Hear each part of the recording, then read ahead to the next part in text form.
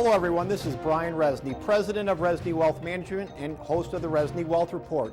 We've got a great show for you today. We've got a lot of questions that have already come in, but we are taking your calls and your questions. Please call the number on the bottom of the screen, and also you could visit my website, ReznyWealth.com. We do have offices in Fort Myers and in Naples, but more importantly, we want to talk about the investment markets and some of the things that we're seeing right now. We're greatly seeing improvement in the U.S. economy. What that means, we're seeing some uptrend in GDP growth. This is positive. One of the things that I've talked about repeatedly over the last 4 or 5 months, unfortunately, is I'm seeing too many investors believe in the negative headline news you hear about all the time. Remember, negativity sells, and a lot of news programs realize that. You, the investor, you would be best to follow a disciplined investment strategy and turn off that noise or the news or that negativity, as we call it, because making investment decisions around negativity versus a real investment strategy to protect your portfolio is going to be more important than ever. I want to go to my first call, and I want to talk about dumb investments to avoid and why annuities, and especially variable annuities and equity index annuities, are bad for your portfolio. Too often, we have investors that will come into one of our offices. They've been sold 1, 2, 3, 4 of these annuity products. Most do not understand what they've actually been sold. They put trust in somebody that had a good pitch. They heard about free money bonuses, maybe these supposed 8% returns. They get hook, line, and sinkered in, and then there goes their retirement. The bottom line is this. If somebody tries to sell you annuity for a commission, they are not working in a fiduciary standard of care, meaning they do not have a legal obligation to work in your best interest. What they're doing is they're making a recommendation and they're selling you an expensive, mediocre investment. So my dumb investment to avoid this week is annuities, equity index annuities and variable annuities. Both have horrific costs. Both have huge back-end surrenders to get your own money out, and don't ever believe a salesman who sells these products to you. There is no free 10% money, and there is no 8% returns on your actual money that you can take out day one without substantial penalties that often can run as high as 18% to get your own money out. Ray in Naples, Florida. I know you don't like annuities, but I own the Nationwide Futures annuity too. My advisor insists it's good. What's wrong with owning it? Ray, great question. I'll tell you what's wrong with owning it. Expenses. In fact, sky-high expenses that rob your return. Again, remember, the person selling either variable annuities or equity index annuities is a salesman. They are not a money manager, and they're certainly not fee-only, and they don't have a legal obligation to work in your best interest. But let's look at the common denominator.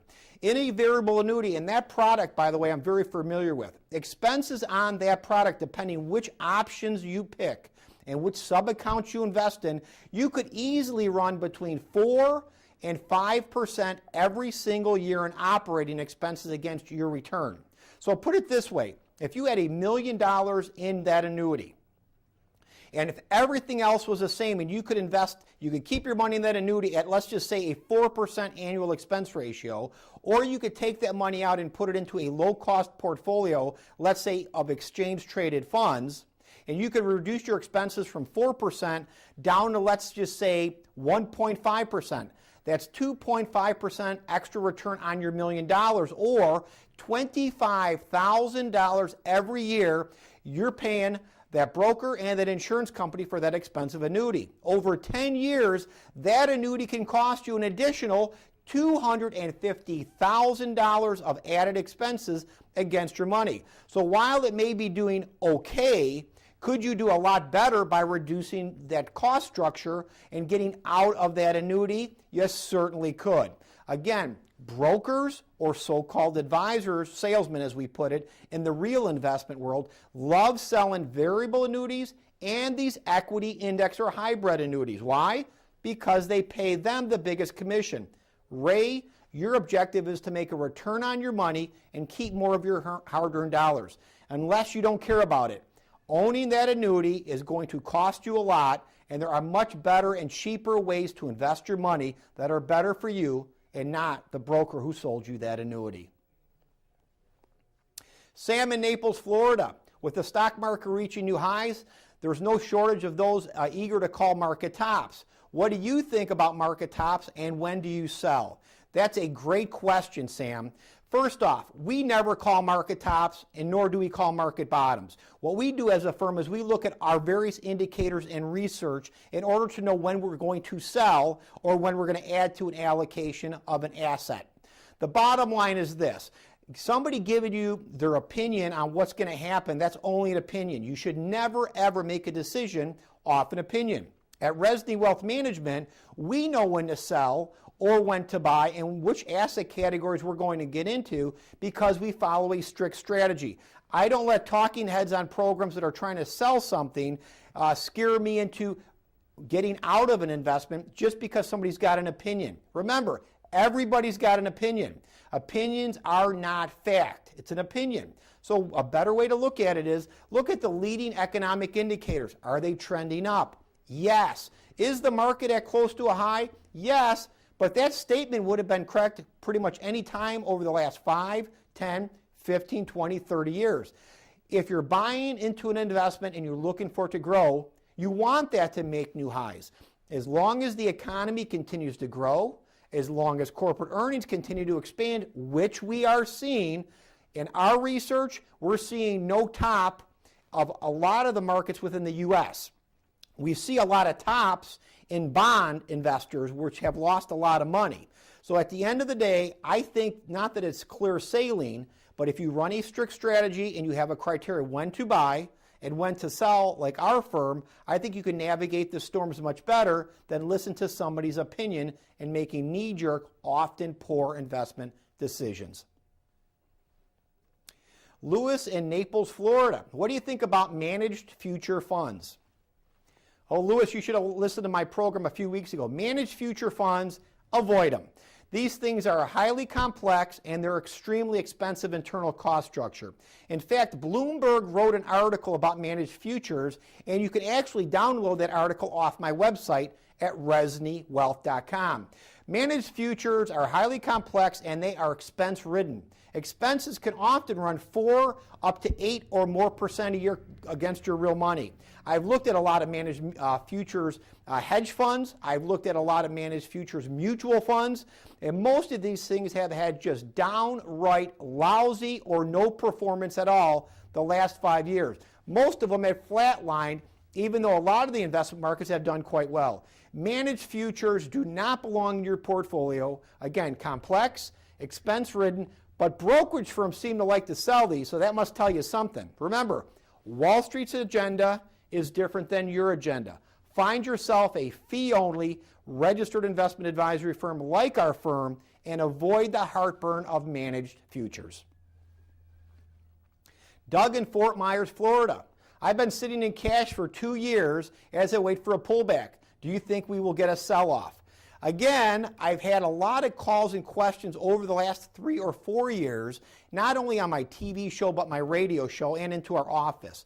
Investors, for some reason, decided to go to cash, whether it was 2 years ago like you, or whether it was 4 years ago or 5 years ago, at the market bottom.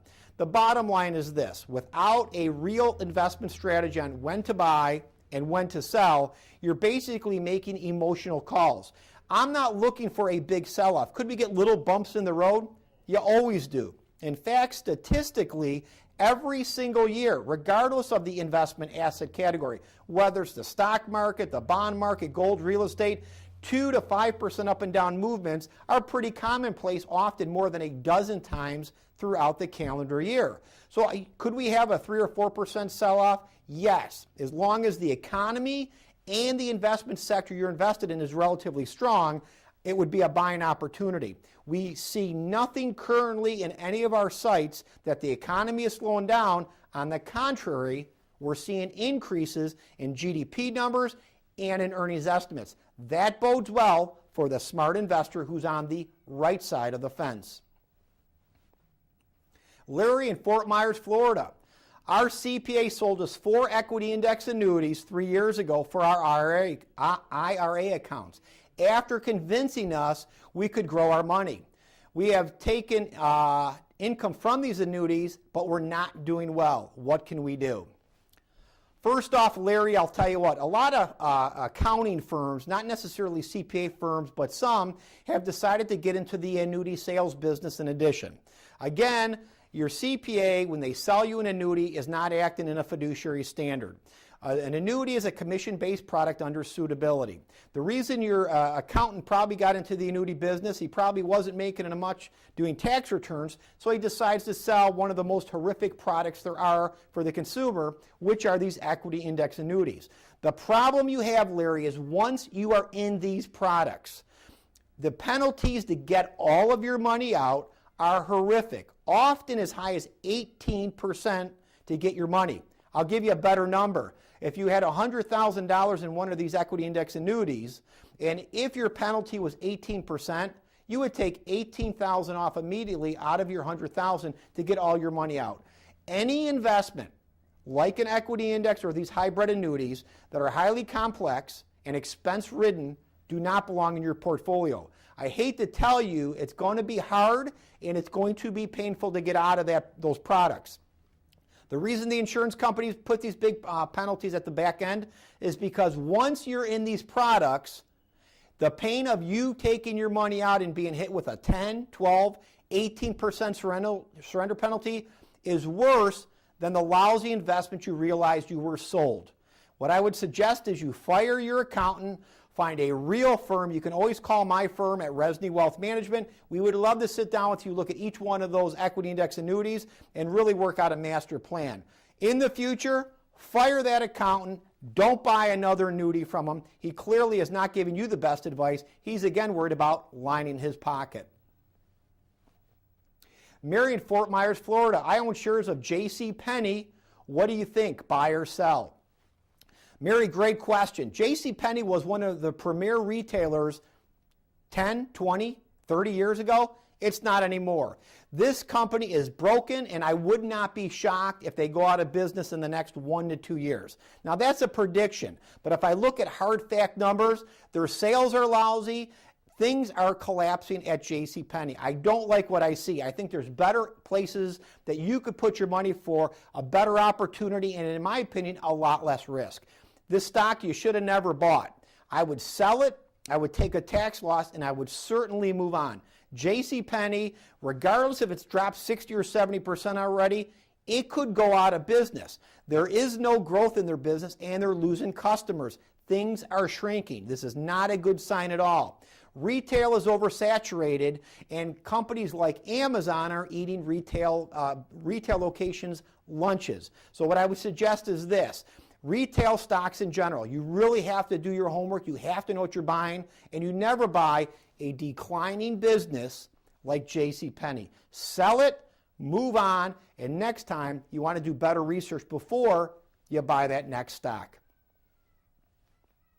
Lynn in Cape Coral, Florida. Love your show. Thank you. How do you check out your advisor and firm to know if they are a fiduciary?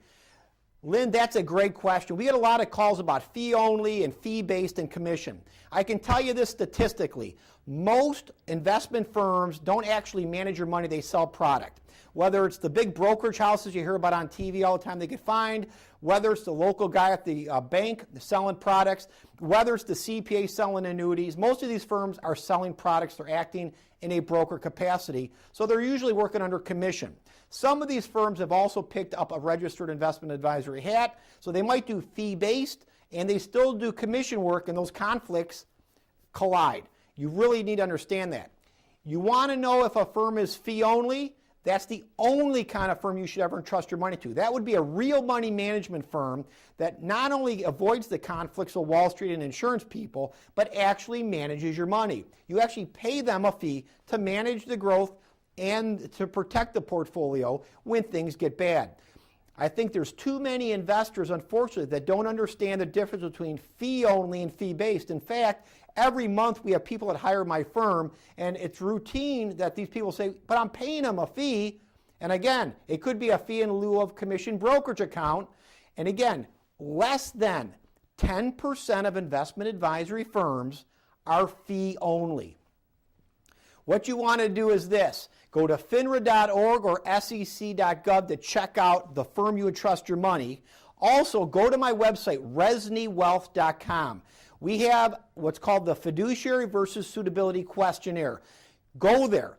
Download that questionnaire. That questionnaire is 13 simple questions. You can sit down with the firm you're utilizing now, ask them those questions. What you're going to find out is you'll find out real quick if you've got a salesman and a broker working under suitability, which again is not in your best interest, or is the firm fee only and do they actually manage your money without the shenanigans, the conflicts of Wall Street? Again, go to reznywealth.com. I'll be right back with more questions after this.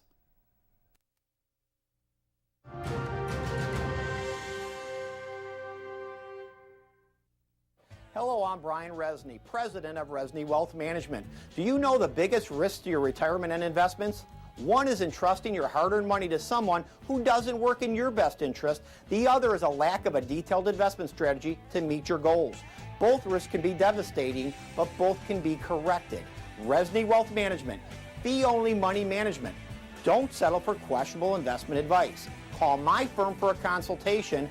There is a difference.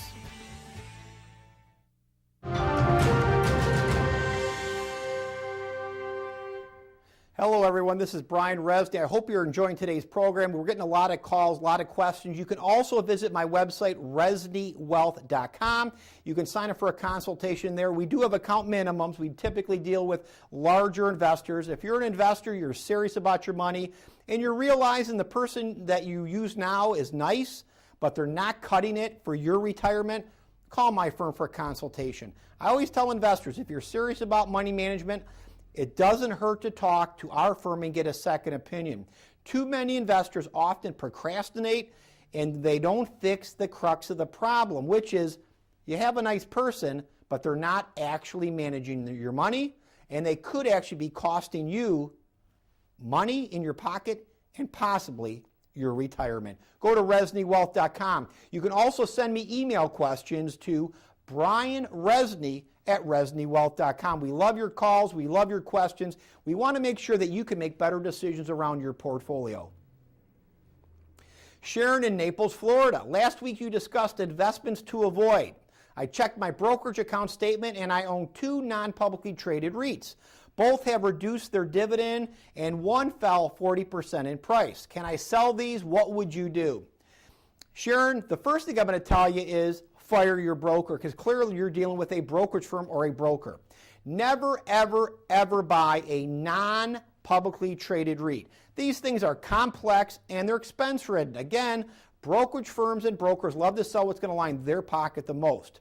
Non-publicly traded REITs, a couple problems. Number one, you have no liquidity. So even if I wanted you to sell these, and I think you should, it's going to be next to impossible to sell these because they're non-publicly traded. Number two, let's use a round number. You invested $100,000 into one of these non-publicly traded REITs. Often about 15 to 20%, maybe more, comes out of your actual portfolio. What that means is $100,000 doesn't get invested. The markups, the commissions, all the different layers of fees with a lot of these non-publicly traded REITs often can approach easily 20%. Could be more, could be a little bit less. That's highway robbery. You could look at publicly traded REITs in an ETF format, exchange traded fund format, have diversification, have liquidity, still have the opportunity to get a dividend and a possible growth potential of that portfolio. Brokers, again, love selling these products because it lines their pocket the most. Expense-ridden, complicated products that have no liquidity or big back-end surrenders never, ever, ever, Sharon, belong in your portfolio. What I would suggest is you probably have a lot of other bad things in your portfolio. Call my office for a consultation. I'd love to sit down with you. I'd like to look at which REITs you own particularly so we can do our analysis, but I'd love to sit down with you at our Naples or a Fort Myers office. Again, it doesn't hurt to talk and get a second opinion, and as I always try to instruct investors, procrastination doesn't solve the crux of the problem. Most investors that call my firm and hire us knew many years ago that the person they entrusted with their money wasn't any more than a salesman or a saleswoman. But they wait, and they wait. That costs you return, and that costs you risk of your portfolio and your retirement. Larry in Naples, Florida. What do you think about the strategy called Standard & Poor's 500 Dividend Aristocrat Index and the ETF SP Dividend SDY? Larry, great question. I'm real familiar with that particular strategy and that fund. I would say don't do it. Bottom line is this. I've compared the S&P 500, which you can buy the SPY, the IVV. There's a number of ETFs or exchange-traded funds that you could actually buy the basket and own a similar basket of the S&P 500 stocks. If you compare, let's say, the SPY or the IVV against the Aristocrat Dividend Index, the returns are actually almost identical. There's not really a big benefit. Where the rubber hits the road though is when you go to buy and sell. That's a fairly thinly traded ETF. The thinner the trade, the bigger the bid and ask spread when you go to buy and sell. So what I would say is I would avoid that strategy. If you want a little bump up in the possibility for return, look at mid caps instead of large caps. Something like the iShares IJH. That owns the mid cap 400 in the US. So if you're looking for a little opportunity and dividend, I like that better. In fact, it's relatively stronger in our ranking system than the S&P 500. Fair disclosure, though, we currently do own IJH in managed accounts at Rezny Wealth Management. Do your own research, do your own homework, but I like small and mid cap currently, again, because they've been relatively stronger in our overall emphasis with our client portfolios. Steve in Cape Coral, Florida. I always read investment articles like the stocks to buy now or the next stocks for the next decade. What do you think? Great show. Steve, thanks for the nice comment. First off, if you read an article, and I've seen a lot of these, they come out all the time and normally at the beginning of the year. There's a lot of publications like Money Magazine or whatever that will say the mutual funds to buy now or the 10 stocks for a decade. We've looked at a lot of these strategies, and not only have we done research, but there's a lot of other good quality firms that are fee-only firms like us that have also done quality research on this topic. Usually, when you hear something like the 10 stocks to tuck away in your mattress for the next 10 years, I'm sorry, that's a mistake. What happens if you happen to be owned JCPenney 10 years ago? Should you have owned that for the last 10 years? Certainly not. What about Microsoft? That's been a complete lemon. Intel, another lemon. What about Enron? That company went out of business. At the end of the day, you never just buy something and park it in your portfolio. You need to do hardcore research. Does it fit in your investment strategy? And more importantly, before you buy, what is your sell discipline to sell something that is either changing dynamics, financials, and is no longer working for your portfolio? Not only do you need to know when to buy, but you, more importantly, need to know when to sell. That's often what I see too many problems with investors that try to do it themselves. They don't have a sell strategy, probably because they didn't have a buy strategy. And guess what? Mr. Broker, he doesn't have a sell strategy either. He wants to buy and hold, and that's why often you hear, hold on, things will come back. I don't think those strategies are sound because it's not a strategy at all. Research, strategy, and when to sell is more important. Cam in Bonita Springs, Florida. What do you think of the slowing growth of emerging markets? Cam, great question. First off, the emerging market economies are slowing a little bit in GDP, gross domestic product growth.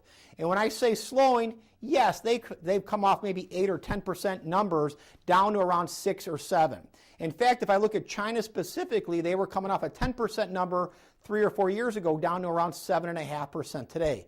That is phenomenal growth. No country or company can grow earnings statistically, repeat, super fast. So if I look at GDP growth of the emerging markets, they're actually doing quite well. In fact, most emerging market economies as a broad basket are growing their GDP more than double what the U.S. is. Right now, the U.S. economy is slated to grow GDP about 3%. China's looking at 7.5%. That doesn't sound so bad. China's not the only economy out there that's an emerging economy. There's a lot of other ones that are also growing similar or maybe lesser numbers. The emerging market economies are an opportunity. They've been kind of stagnating in the last 6 months or so, so I would probably wait to add new positions. But we do like emerging markets on a long-term basis. What I would suggest, though, is wait for a decisive move above the 100-day moving average before you add to new positions in the emerging markets. Larry in Miami. My broker likes mutual funds. What do you think is better for the investor, mutual funds or ETFs? Which to choose?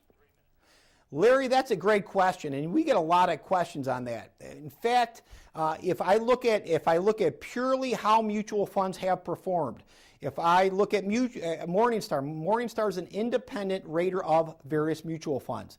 A lot of Morningstar research has shown most mutual funds, in fact, less than 20%, outperform or even keep up with their benchmark. So if a mutual fund that you're paying all those hidden costs on and all the commissions to buy can't even keep up with the base index, why would you own a mutual fund? Because again, brokerage firms and brokers like mutual funds because they pay bigger commissions. I would prefer, and we like more, ETFs or exchange traded funds. Why? A, the expenses are often a fraction, usually a 10th or a 15th less than the comparable mutual fund. Because of that reduced expense ratio, many of these ETFs outperform these mutual funds. So again, at the end of the day, cost does matter. Since most mutual funds underperform their indexes that they track, why would you own them? You don't. Now there are some mutual funds that are decent. Not a lot. I would say maybe a dozen or two from our research. I would rather prefer an investor use exchange-traded funds. We primarily, at our firm, when we manage a client's portfolio, use exchange-traded funds. Cheap cost, transparency, no shenanigans of Wall Street, and we could own whatever asset category pretty much around the world. Whether it's stock-related, bond-related, gold, anything is available today in the ETF format. In fact, one of my earlier questions was about non-publicly traded REITs. Folks, you can find a lot of exchange-traded funds that invest in real estate. Liquid, inexpensive, transparency, and you're diversified. Again, ETFs, hands down, over mutual funds. If you own a lot of mutual funds in your portfolio, there's probably good likelihood you're working with a broker that basically is doing what we call asset allocation, pie allocation. Set it and forget it. Folks, I'm just about out of time. That's all the questions I can take today. Again, I appreciate your calls and your questions. Remember, an investment strategy is more important than ever. But more importantly, when do you sell? Someday we'll have another recession. We don't see it imminent for a long time. But one day you're going to want to sell and take some risk off the table. When do you do that? Also, visit my website, ReznyWealth.com. If you're concerned about your portfolio and the lack of management you're getting, it doesn't hurt to talk and get a second opinion. Call my firm for a consultation. The number's at the bottom of the screen. And go to my website right now and download our free report, Why Annuities Are Dangerous to Your Wealth and How to Avoid Outliving Your Money During Retirement. I'll see you next week.